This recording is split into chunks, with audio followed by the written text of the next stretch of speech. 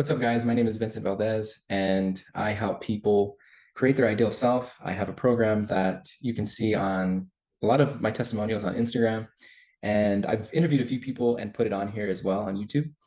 And if you're interested and need help and want to learn more about my program, there's a link in the description, and you can click on that and book a call with me. So today, what I want to talk about is motivation and getting uncomfortable and how that is the key to motivation. A lot of us think that it just needs to be sparked out of nowhere. Like it just comes from nothing that people are motivated.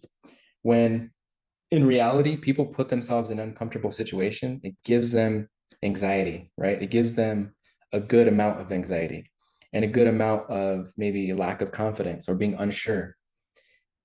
Whenever you come from a place of being a little anxious, of maybe lacking a little bit of confidence or unsure because you're not familiar with going into whatever you're going into, this is motivation to do the research, to learn, to use that anxiousness, that energy towards figuring something out to get yourself away from that uncomfortable feeling.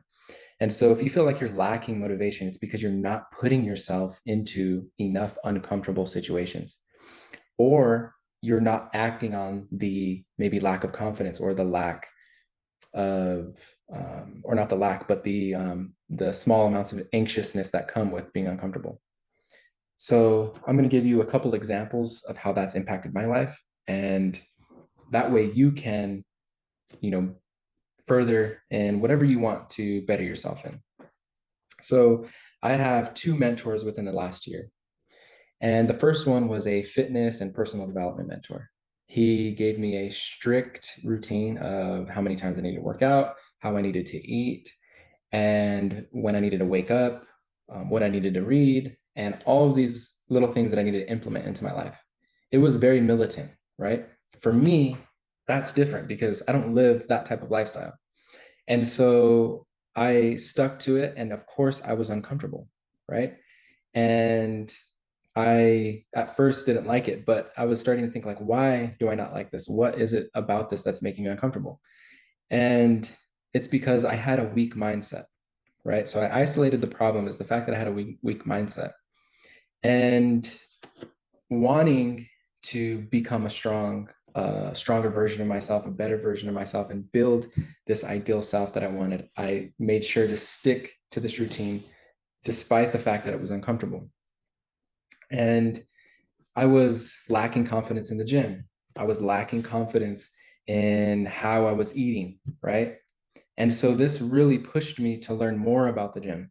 This lack of confidence when I was in there, right? What do I need to be doing? How do I need to be doing it? I spent a lot of time into that because I had a little bit of anxiety when I would enter the gym. And that pushed me to make sure that I'm doing things properly, that I'm doing things right, and then making sure I'm not wasting it with my diet, making sure that this time that I'm putting in is going to be worth it. Right. And so I just used that little bit of anxiousness, that lack of confidence, that energy that comes from that, and I turned it into something positive. Okay. And so that was the mentor, the first mentor. The second mentor was more of a faith-based mentor. And we have the same values. And that's one thing I need to point out about both mentors is that we have the same values. So it's important to find somebody that mentors you, or that maybe it's a friend that you're going to spend time with, that you guys have the same values. You know, with the fitness guy, he put a lot of value in his health and, you know, exercise and diet and removing a lot of vices, which all of those things really changed a lot of my bad habits. And so our values were very aligned. Um, but our beliefs maybe could slightly be different, right? So how to get there, right? Maybe the healthiest way to get to your goal, or maybe there's a small little beliefs in there that could be different, right? And so the same with the mentor that was the faith-based mentor. We have the same values. We both believe in the Father, the Son, and the Holy Spirit. But maybe there is slightly different interpretations of the Bible, or there's slight small things that are different about what we believe. And that would give me a lack of confidence. It would give me a like unsureness of like, wait, if is what I believe wrong, or is it off slightly? Am I looking at this in a wrong way?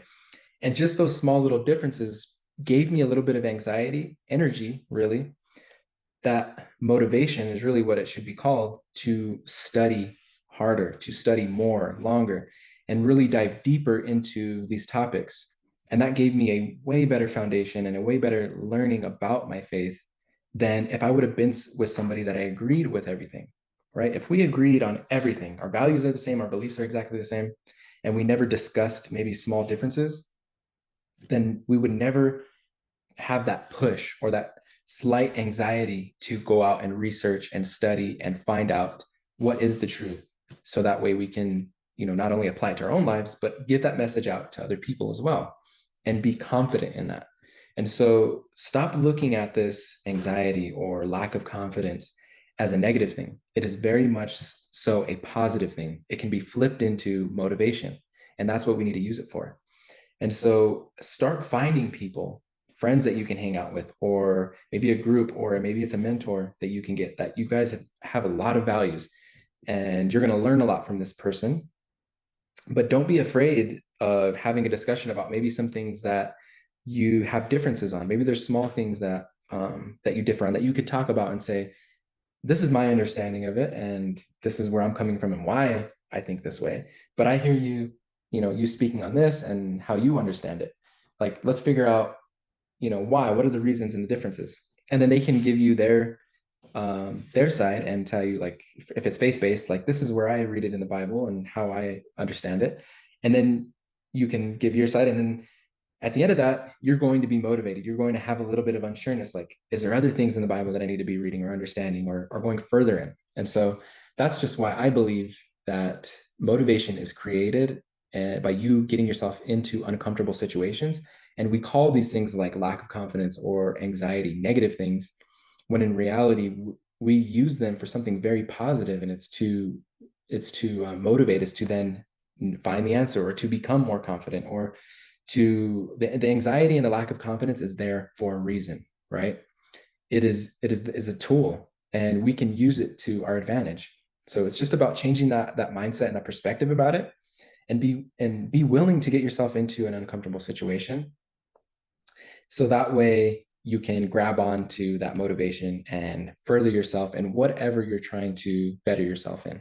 So that's it.